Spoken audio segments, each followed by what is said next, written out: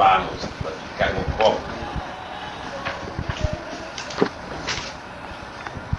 sobre el camino que ha de conducirnos a todos hacia la liberación final.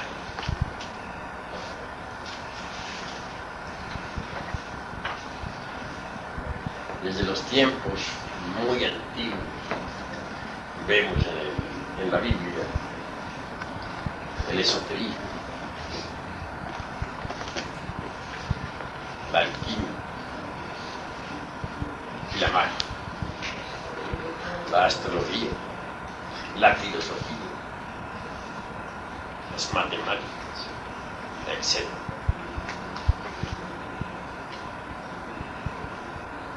Si estudiamos cuidadosamente el Éxodo de Moisés, descubrimos en el Antiguo Testamento maravillas esotéricas, exorcismos, resurrección de muertos, sortilegios, embrujamientos, desembrujamientos,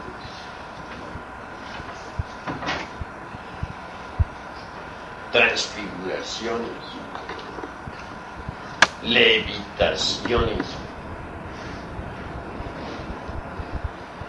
curaciones, ya por la concentración en el campo magnético de la raíz, de la nariz, en los enfermos, ya por pases magnéticos, por masajes, por el aceite consagrado,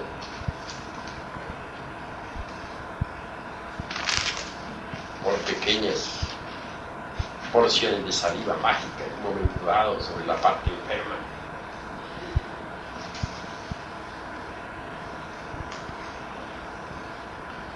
Etc.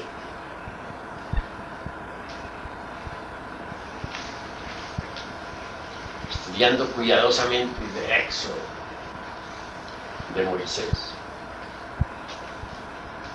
descubre él en los antiguos tiempos la magia práctica de los egipcios. Moisés mismo en sí era un gran mago.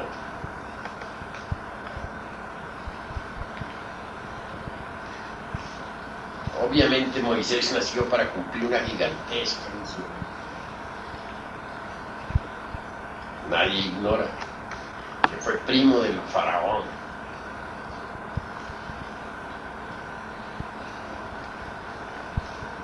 Que descendía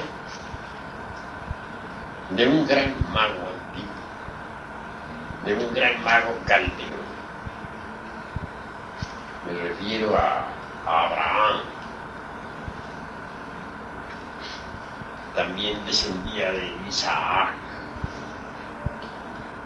con la partícula de Is, que nos recuerda los misterios isiacos del viejo Egipto, de los faraones y el país asoleado de Kem.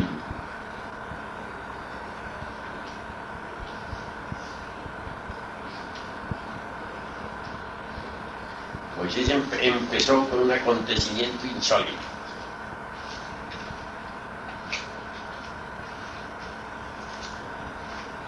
Los egipcios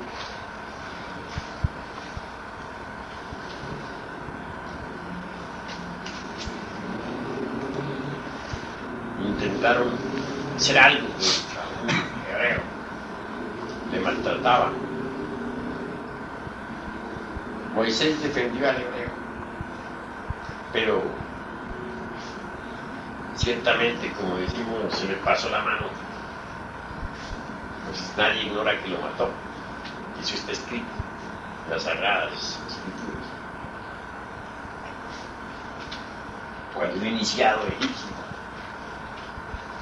cometía un crimen, suprimía la vida de un semejante, no era juzgado por jueces de la tierra, no era llevado a ninguna corte penal, de esta justicia subjetiva humana,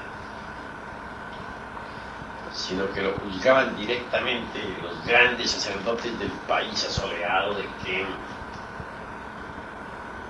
el Sacro Colegio de hierofantes egipcios, lo juzgaba.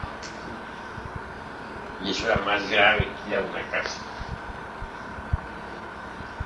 porque ellos en sí mismos representaban a la justicia celestial, a la justicia objetiva, que por cierto es muy diferente, muy distinta de la justicia subjetiva terrenal. Esta justicia subjetiva se compra y se vende, pero la justicia objetiva, los tribunales de la justicia cósmica, no se pueden comprar ni vender. Huyó Moisés antes de ser juzgado.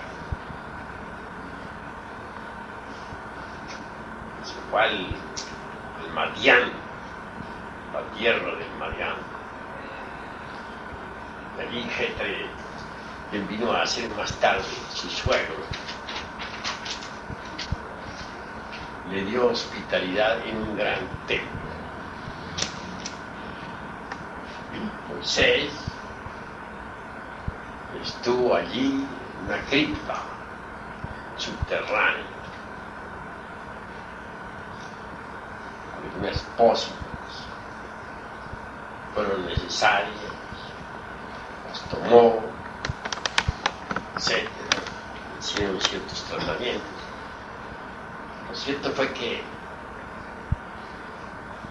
hubo de salir conscientemente de su cuerpo físico y en el mundo astral, naturalmente. Se encontró con el difunto, con la víctima.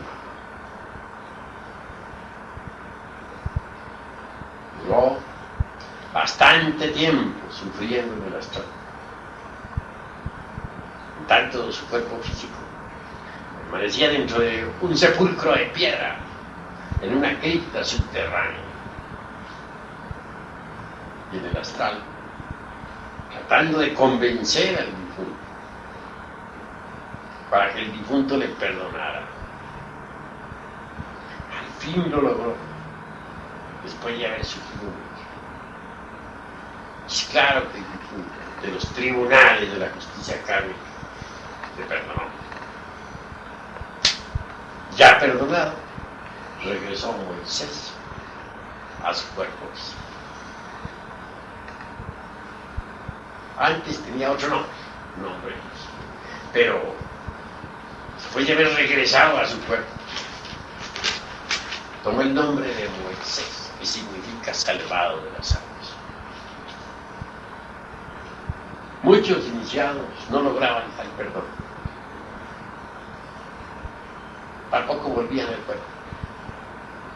Cuando los sacerdotes venían a buscarlos en casos semejantes a las criptas, los hallaban sus cuerpos ya muertos. Mas Moisés triunfó.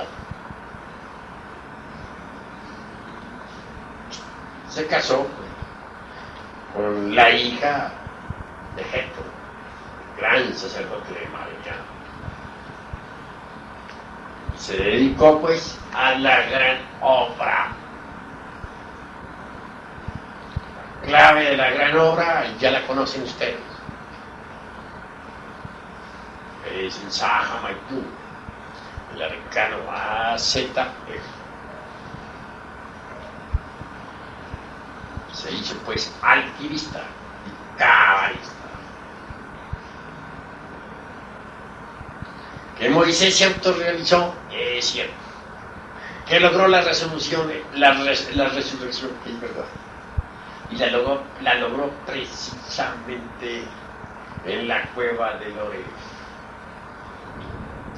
Yo una llama que ardía entre las aves, al pie de la cueva.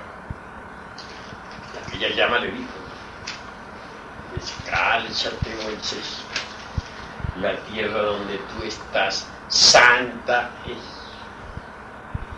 Yo soy el Dios de Abraham, el Dios de Isaac y el Dios de Jacob. Y Moisés, mis queridos hermanos, en esos precisos instantes logró la resurrección iniciática de su templo. Ya había muerto en sí mismo. Entonces un rayo de a Elohim penetró en él, es decir, su padre que está en sí, y resucitó de entre los muertos para cumplir una gigantesca misión. Está descrita en el Éxodo. A Elohim es el eterno Padre cósmico común. Todo el ejército de la voz, todos los Elohim, no son sino rayos de a Elohim. A Elohim es la divinidad incognoscible e inmanifestada, el omnimisericordioso, el uniexistente, el eterno Padre cósmico común. Nuestro Padre que está en secreto no es más que un rayo de a Elohim. Ante el eterno Padre cósmico común, ante el uniexistente, ante él se inclinan reverentes todos los grandes maestros de la fraternidad universal. Todos los dioses se hincan ante Elohim, a Elohim, el uniexistente, el omnimisericordioso, la infinitud que todo lo sustenta, la divinidad o lo divinal inmanifestado. Así pues, mis caros hermanos, Moisés cumplió una preciosa misión. El arca de la alianza, indudablemente era un instrumento de alta magia, estaba cargado de fuerza eléctrica, y todo el profano que atrevía a acercarse al arca moría instantáneamente. Entre el arca estaba la vara de Aarón, las tablas de la ley, la copa o gomor. No hay duda de que la vara es fálica, no hay duda de que la copa significa el yo.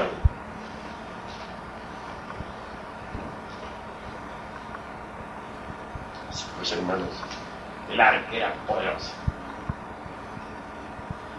Se dice, los querubines tocaban con sus alas y se hallaban en la actitud del hombre y de la mujer durante la copa.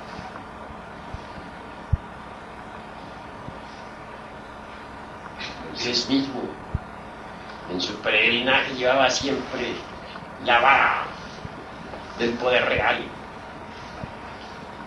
y hasta se dice que transformó a la vara en una serpiente. Usaba también el báculo, el pontificio, la masa de Hércules.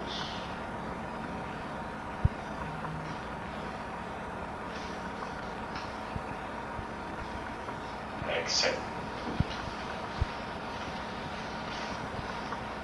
Cuando uno lee el Éxodo, no puede menos que asombrarse de esos poderes formidables.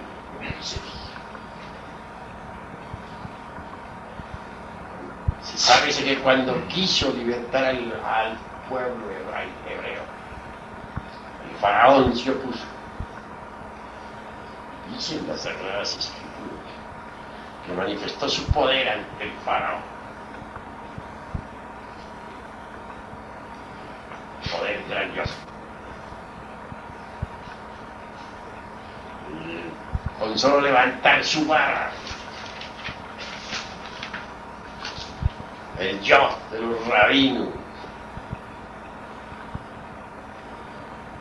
la Tao de los profetas,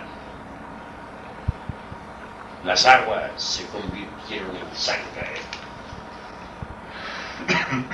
Y esas aguas no sirvieron, claro está, para el riego.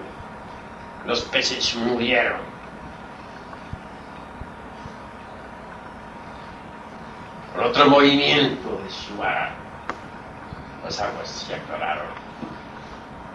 Pero como el faraón insistía en no dejar salir a aquel pueblo de la tierra egipcia, entonces dio órdenes, levantó su cetro y todas las casas de Egipto se llenaron de enormes y gigantescas ranas. Pero el faraón tampoco quiso compensarse.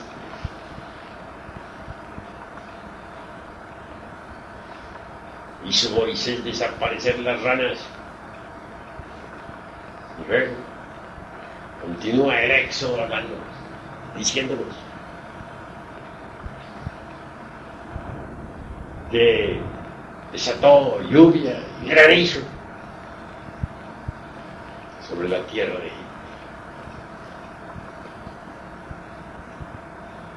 Al llegar a esta parte me acuerdo de Milarepa, que también desató tempestades de granizo.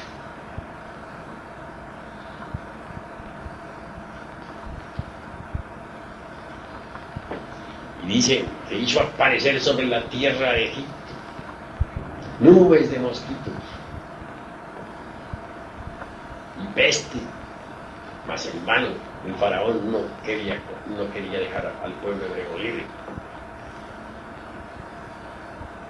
Claro, muchas cosas que necesitamos reflexionar son, también se dice que tomó hollín del carbón, que mediante él hizo salir pústulas y úlceras de los cuerpos de los egipcios. Pero por último se afirma que hizo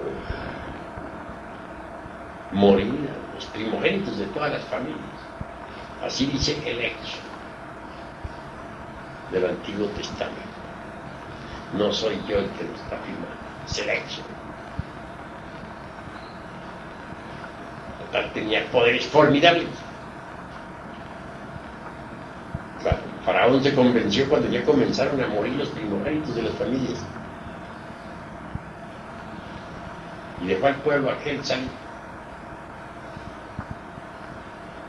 Luego se habla del paso del Mar Rojo, cuando Moisés, extendiendo su vara, separó las aguas de las aguas para que aquel pueblo pasara. Cuando sus perseguidores intentaron hacerlo, y claro, el faraón se arrepintió y fue con su ejército de entrar. A una orden de Moisés, aquellas aguas se tragaron el ejército. Así pues, en todos esos pasajes de Moisés hay poderes. Cuando con su vara toca la peña para que brote el agua. No hay duda de que en todo esto hay mucho simbolismo alquimista, cabalista y mágico, que bien vale la pena desmenuzar.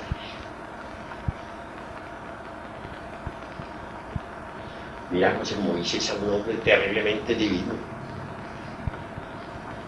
Cuando bajó del monte Sinaí, su rostro resplandecía y las multitudes se espantaron. Desafortunadamente,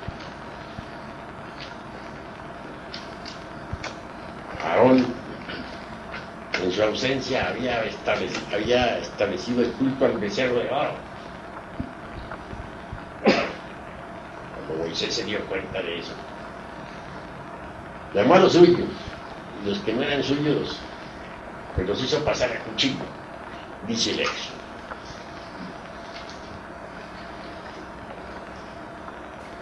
Como les digo, no se puede tampoco tomar todo en forma literal. Moisés no era mago negro ni nada por el estilo. Todo esto es completamente simbólico. Pero no hay duda de que poseía prodigiosos poderes. Cuando bajó del Sinaí con las tablas de la ley, en su cabeza lucían dos cuernos gigantescos de luz, dos rayos de luz semejantes a cuernos. Por ese motivo es que se le ha pintado siempre con cuernos. Y así es. Así pues que, ¿qué quiere decir esos cuernos de macho cabrío de Moisés? ¿Por qué Miguel Ángel los insere en esa forma? Todo esto es muy simbólico, ¿cierto? No se puede tomar a la letra muerta de forma literal. Eso es claro.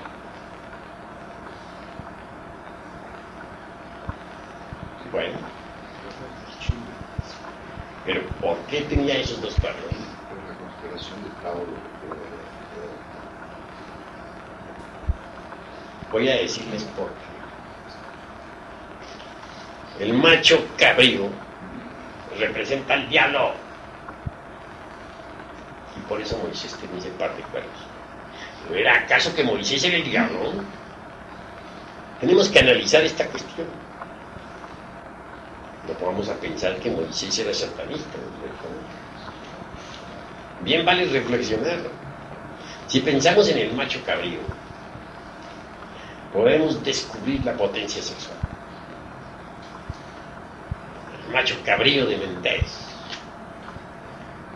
en las cuevas de los Illuminati de la Edad Media, representaba precisamente a Lucifer. Y ese Lucifer es la estrella de la aurora,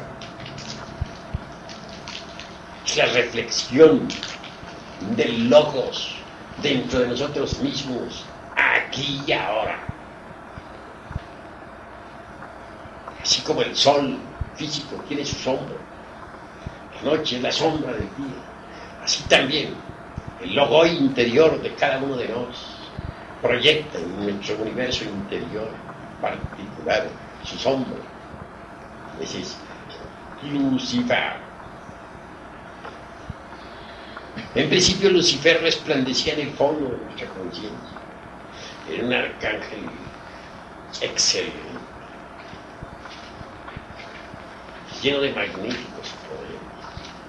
Mas cuando caímos en la generación animal, cuando nosotros comimos de ese fruto que se nos dijo, no comeréis, entonces Lucifer fue precipitado en el fondo del abismo. Y desde entonces se convirtió en el diablo, en el macho cabrío. Lucifer en sí mismo representa la potencia sexual. ¿Quién podría negar que un macho cabrío no posee una gran potencia sexual? O sea, a cualquier impotente por debilidad, porque hay varias clases de impotencia.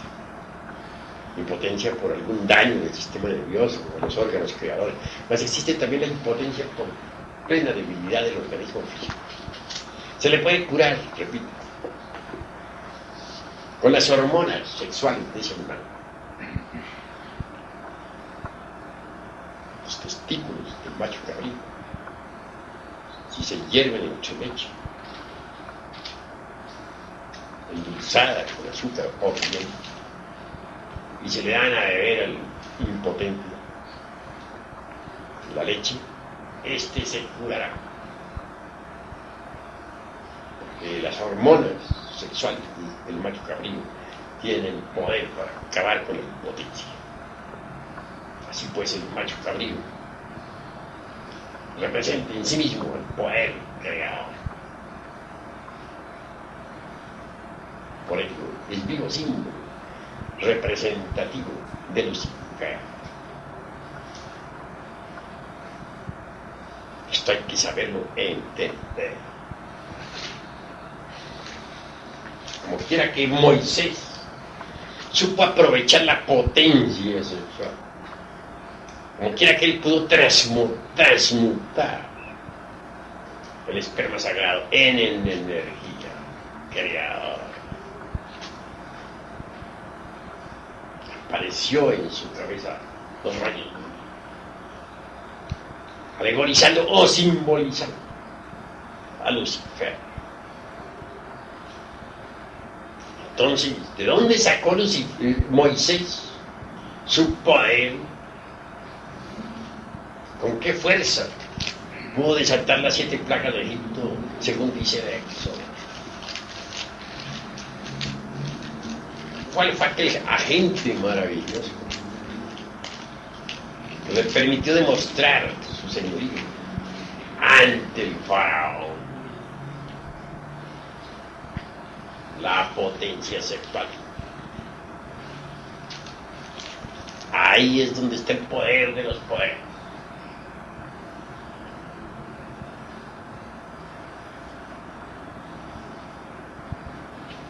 Ahora se explicarán ustedes por qué el arca de la alianza tenía 4 cuernos de macho cabrío. Quienes la cargaban, 4 hombres.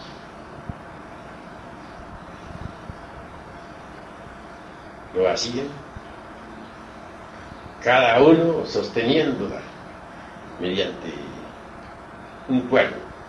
Los 4 cuernos servían para que los 4 hombres pudieran llevarlo de un lugar a otro.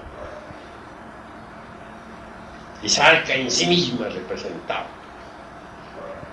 al Lingam Johnny y la ley. Ahí es donde está pues el poder, la fuerza, el señorío. De nada serviría la Tao de los profetas. De nada serviría el yo o el bastón de los grandes iniciados rabínicos. De nada serviría, repito, el báculo pontificio o el bordón de los peregrinos o la masa de Hércules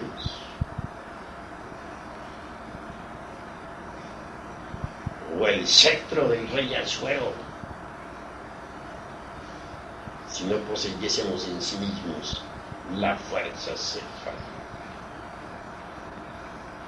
Todo el poder que acompañó a Moisés en el desierto estaba en la vara, que se convirtió en la serpiente, y la serpiente que se transformó en la vara misma.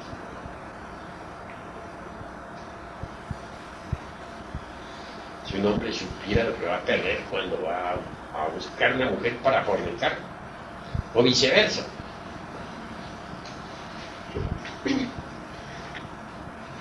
En vez de ir riendo, iría llorando. Es que en el mercurio de la filosofía secreta se halla la clave de todos los poderes y la llave de todos los imperios.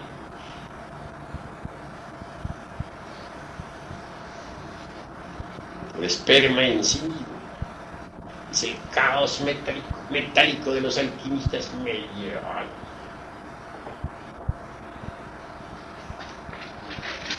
Mediante la transmutación fabricamos el mercurio de la filosofía secreta. Segundo, el alma metálica del mismo. El tercero, Mercurio ya fecundado por el azufre, es decir, por el fuego. Así pues, debemos comprender la necesidad de elaborar el mercurio. Todos los alquimistas de la Edad Media guardaron silencio sobre la elaboración del mercurio, y el secreto lo tiene el macho cabrío de Méndez.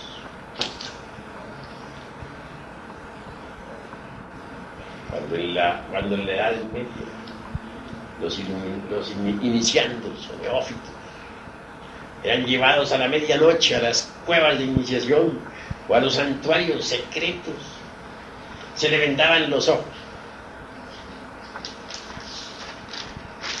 Cuando tal venda era arrancada, se encontraba el neófito ante el macho cabrío de Méndez. El diablo exclamaba, pero en la frente de aquel resplandecía el pentagrama, la estrella flamígera, no la inversa, como la usan los tántricos negros, sino con el rayo superior hacia arriba, con los dos ángulos inferiores hacia abajo. Se le ordenaba al neófito besarle el trasero al diablo. Si se negaba, se le ponía nuevamente la venda en sus ojos y se le sacaba por una puerta desconocida, por donde jamás había entrado. Así, los hermanos se defendían de los peligros de la Santa Inquisición.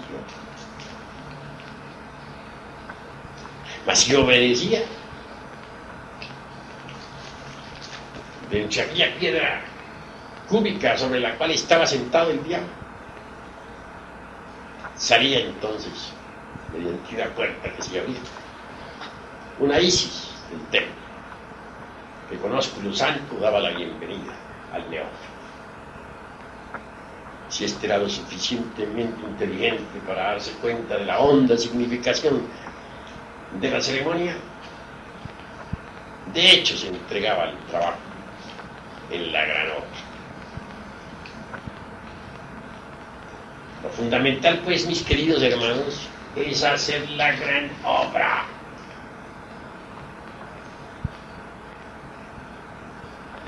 ¿De qué serviría nosotros nos volviéramos eruditos si no hiciéramos la gran obra?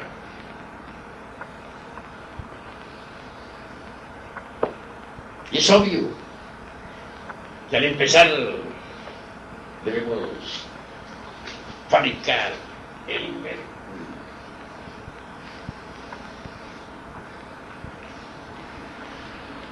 El secreto de la elaboración del mercurio nunca lo dijo nadie.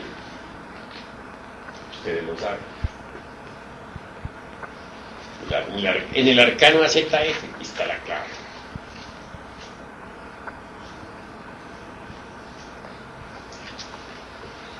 ¿Con qué objeto preparamos el mercurio y para qué? Para mucho. Con el mercurio tenemos para hacer toda la gran obra.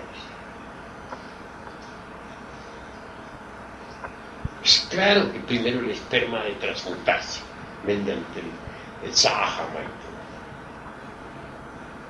en energía, pero esa energía en sí misma ya es el mercurio, el alma metálica de la sodio en bruto, es decir, del esperma,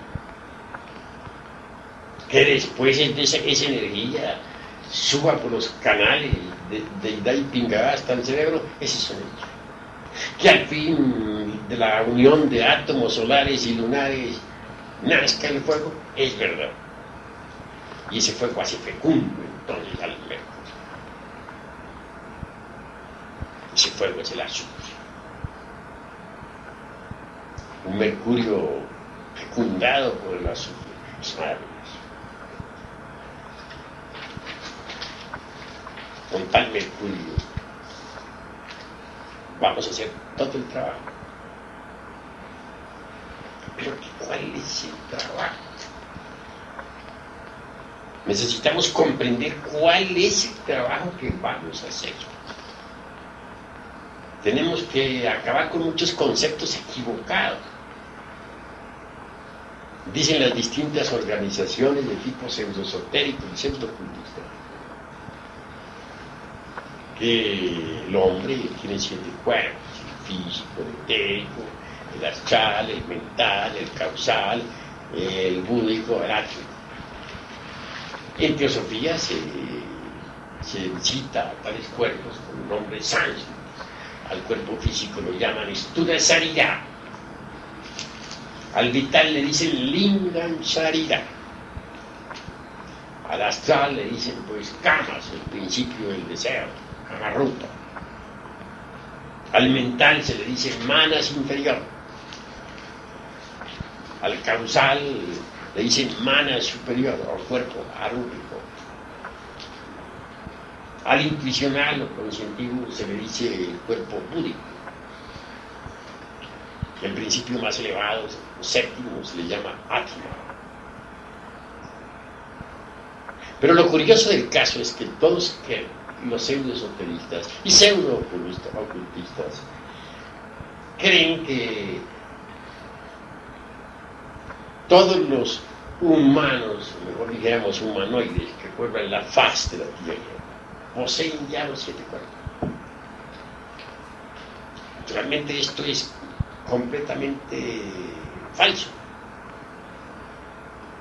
El animal intelectual equivocadamente llamado hombre solamente tiene el cuerpo físico y su asiento vital orgánico, no tiene más. Astral, mental, eso no tiene, causal menos. Lo que tiene después del cuerpo físico y el vital es el ego, el yo, el vivir, el sí, mi yo, que hace las veces de astral, que hace las veces de mental, pero que no es el cuerpo astral, ni el mental. Y uno en los mundos internos puede evidenciarlo cuando investiga. En nombre de la verdad y con gran énfasis les digo a ustedes que cuando me muevo en el mundo astral, con entera claridad meridiana veo quiénes tienen astral y quiénes no tienen tal cuerpo. Multitud de desencarnados van y vienen en esa región y no tienen cuerpo astral. Se les ve como fantasmas nada más. Y esos son míseras obras, fantasmas, inconscientes, parecen verdaderos sonámbulos en la región de la mente.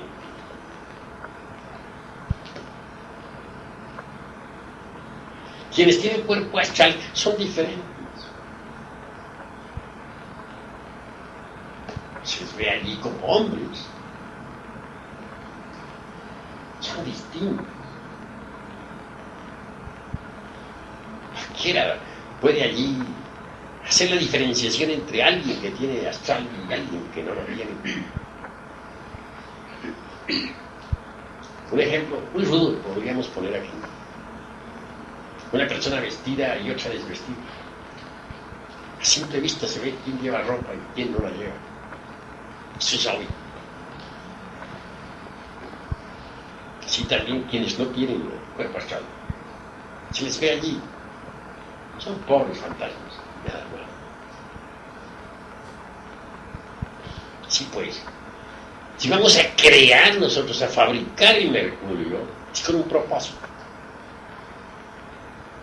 crear los cuerpos existenciales superiores del ser, perfeccionar el ser. Pero vamos por grados. Quiero que ustedes entiendan lo que vamos a hacer. ¿Qué es el trabajo que vamos a realizar con el mercurio? En primer lugar, ese mercurio, fecundado por el azufre, toma forma en el cuerpo astral. Cuando uno ya posee un cuerpo astral, sabe que lo tiene porque puede usarlo. Sabemos que tenemos pies porque podemos caminar con ellos. Sabemos que tenemos manos porque podemos usarlas. Sabemos que tenemos ojos porque podemos ver con ellos. Así también. Sabemos que poseemos un cuerpo astral cuando podemos usarlo, movernos con él, consciente y positivamente, a través de los mundos suprasensibles. ¿Y de qué está hecho el cuerpo astral? De mercurio. ¿Por qué el mercurio toma la forma del cuerpo astral? Gracias, digo, a que ha sido el mercurio fecundado por el azufre. Un mercurio fecundado por el azufre toma la forma del cuerpo astral y se convierte en cuerpo astral.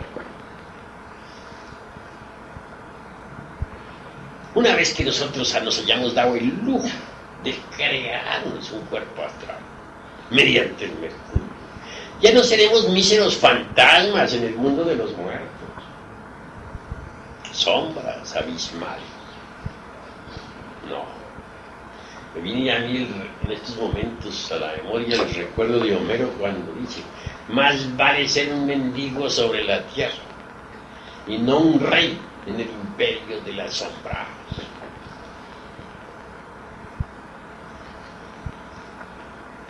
Quien tiene cuerpo astral ya no es un fantasma, es diferente, se destaca en aquella región de la mente, es distinto, se ve un individuo.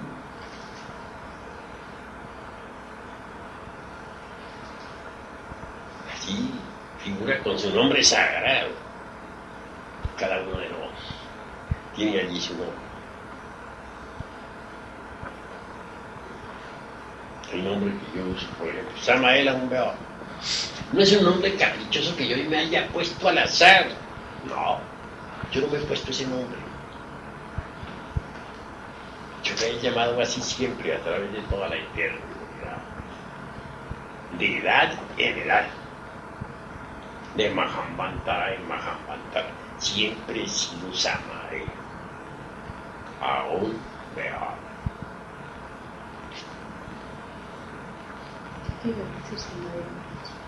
Bueno, es el nombre de él, de mi mónada divina. Es un nombre que viene a representar el rey del fuego, el volcánico. Indudablemente, él es él. Yo únicamente soy Shuddhyani Bodhisattva. Como dijera Mahoma, Alá es Alá, y Mahoma es su profeta. Él es perfecto, yo no lo soy. No intento presumir de perfecto, porque perfecto no hay sino uno, y es el Padre que está en secreto. Ninguno de nosotros es perfecto. Así pues, hermanos, así, en la mente, quien posee un cuerpo astral sabe su nombre y es un individuo. Después de muerto, continúa ahí con la personalidad astral, viviendo.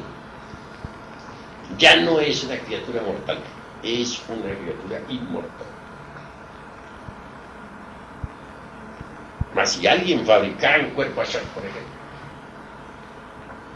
y luego se estancara, no continuará trabajando con el mercurio, y en nuevas existencias se degenerará,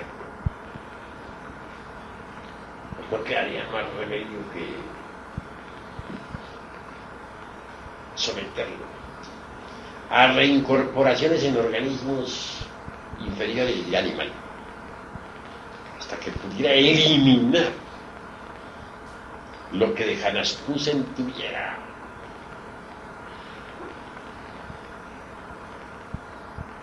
Pues esto es bastante importante.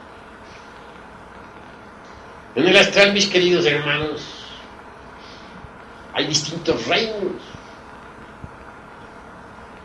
como los hay aquí en el mundo físico. que sus reinos están gobernados por devas o jerarquías divinas.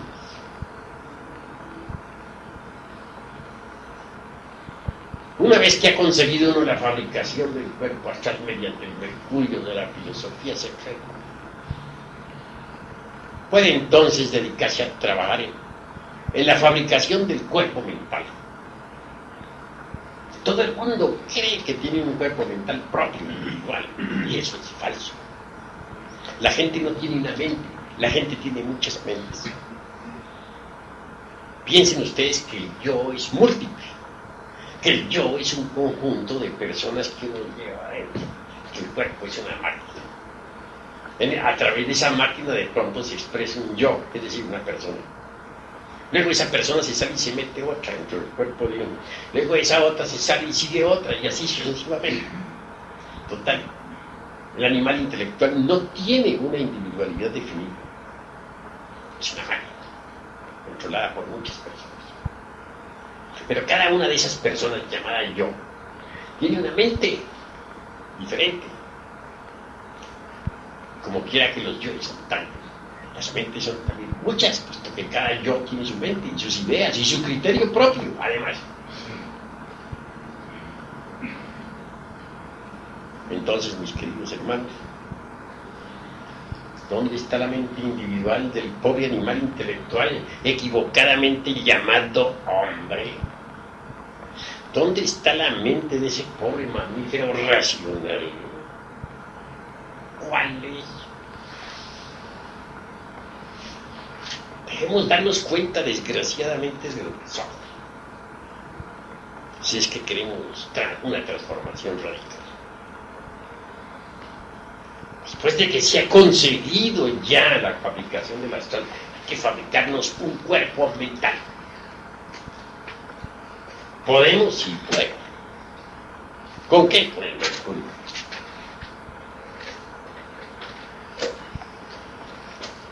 Y al fin este mercurio cristalizará en el cuerpo de la mente. ¿Cuándo venimos a saber que poseemos mente individual? Cuando podemos usarla. Cuando somos capaces de viajar con el cuerpo mental a través de todo el universo, de planeta en planeta.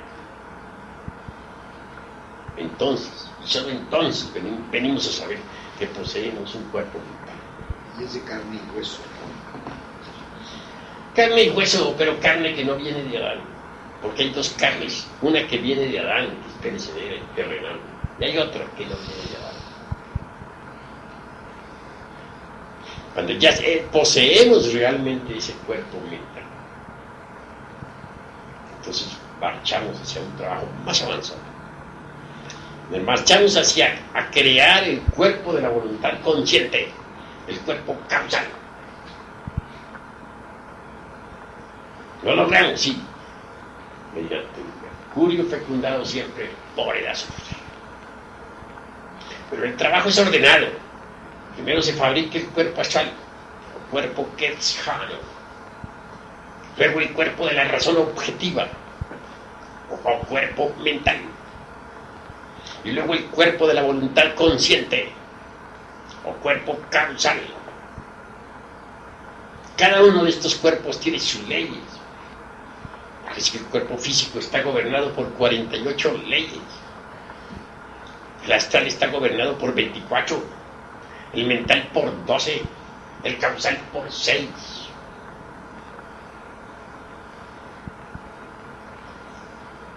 Vean ustedes las maravillas del mercurio. Quien ya ha fabricado esos cuerpos, astral, mental, causal, de hecho, recibe su principio anímico, su alma humana, y se convierte en un hombre real, verdadero, gracias al mercurio de la filosofía secreta, fecundado por el azufre. Un hombre real, en el sentido más completo de la palabra. Creernos antes de ese momento hombres es una falsedad. Es claro, colocamos un hombre y un animal intelectual frente a frente, se parecen o tienen una similitud. Pero si observamos sus costumbres son diferentes. Las costumbres del hombre verdadero son tan distintas del animal intelectual como las del hombre culto son diferentes completamente a las del caníbal de la selva. Observen ustedes en detalle un hombre y un animal intelectual. Obsérvenlos en su comportamiento, en su conducta. Son radicalmente distintos, diferentes. Íntimamente no se parecen en nada, aunque la apariencia física de ambos sea la de un animal. Que en el animal intelectual existen posibilidades de convertirse en hombre es otra cosa muy distinta. Allí están los gérmenes de los cuerpos existenciales superiores del ser. Gérmenes que las emanaciones del sagrado sol absoluto pueden vivificar mediante el trabajo de la alquimia sexual. Y esto es importantísimo. Ahora bien, una vez que nos hemos convertido en hombres verdaderos, porque hemos recibido ya el principio anímico, lo que se llamaría en gnosis el neuma o espíritu, viene la segunda parte del trabajo. Es mucho más profundo. Se trata de refinar más el mercurio mediante la cocción alquimista y de intensificar la eliminación del mercurio seco y de la sal roja. ¿Cuál es el mercurio seco? Lo hemos dicho, pero hoy lo vuelvo a repetir. Está formado o representado, dijéramos, en todos los yoes que cargamos dentro. ¿Y cuál es la sal roja o azufre arsenicado? Es el fuego infrasexual, el fuego que emana del abominable órgano Kundra.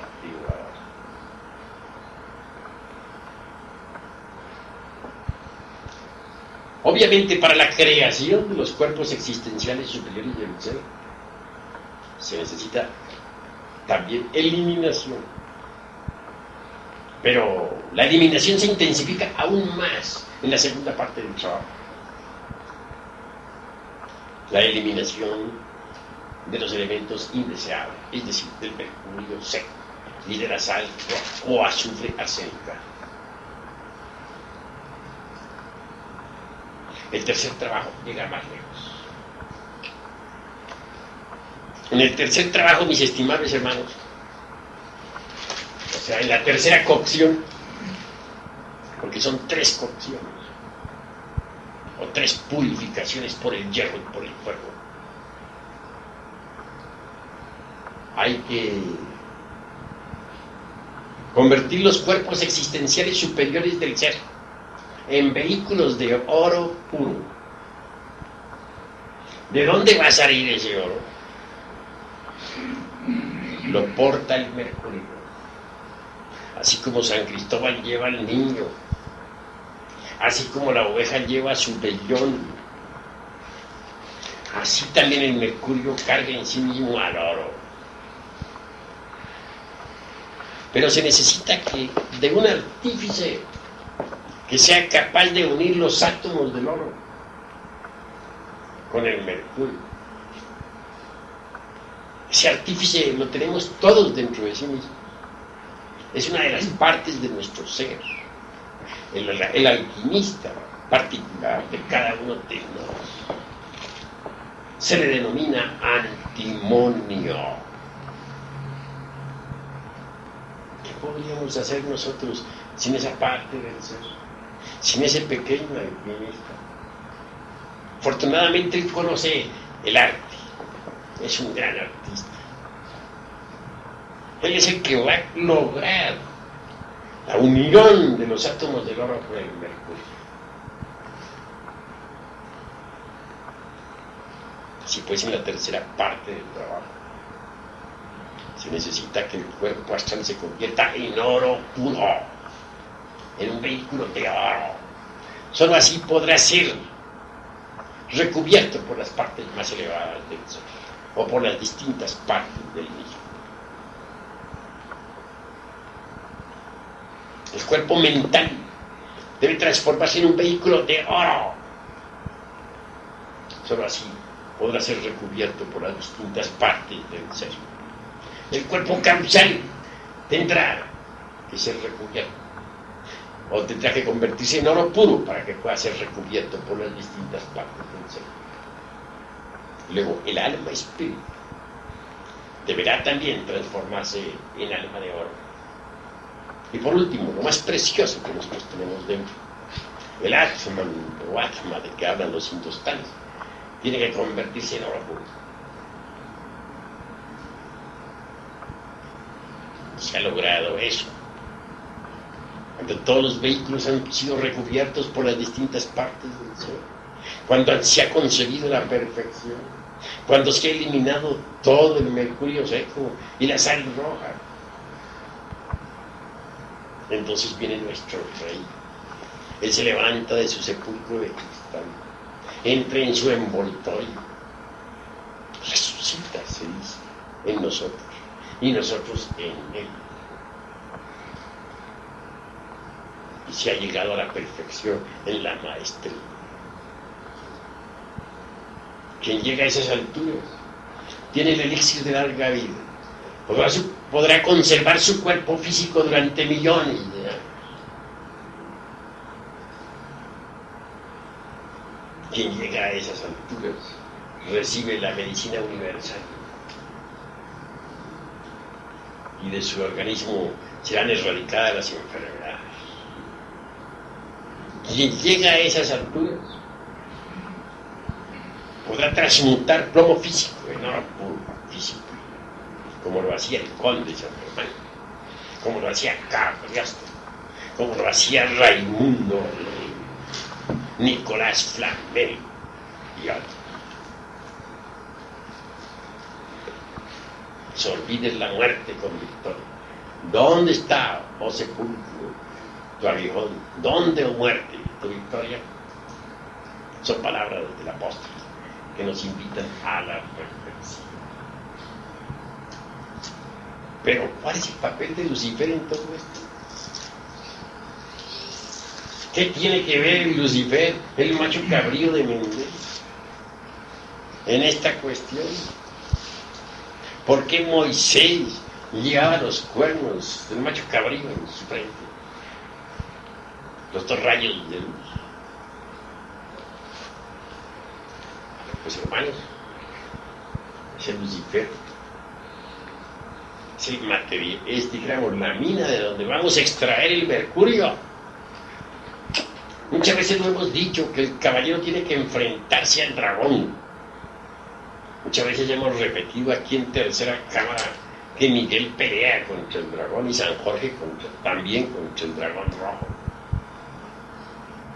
Muchas veces hemos enfatizado que el caballero toma algo del dragón y el dragón algo del caballero, para nacer de allí una extraña criatura. Muchas veces hemos afirmado que esa extraña criatura, a su vez por desdoblamiento, resulta como síntesis el mercurio, que está simbolizado por el pez, que el pescador con sus redes saca de el lago. Así pues, de ese Lucifer extraemos todo el mercurio. Y a medida que va pasando el tiempo, Lucifer va convirtiéndose en todo el mercurio, hasta que al fin lo único que queda en nosotros es el mercurio. ¿Qué es un maestro resurrecto? Mercurio ya purificado, convertido en oro. Por eso se le representa con el vaso de alabastro, con el alabastro mismo, con la rosa hermética, etc. Hay algunos caballeros de la orden superior resurrectos. No tienen organización física visible,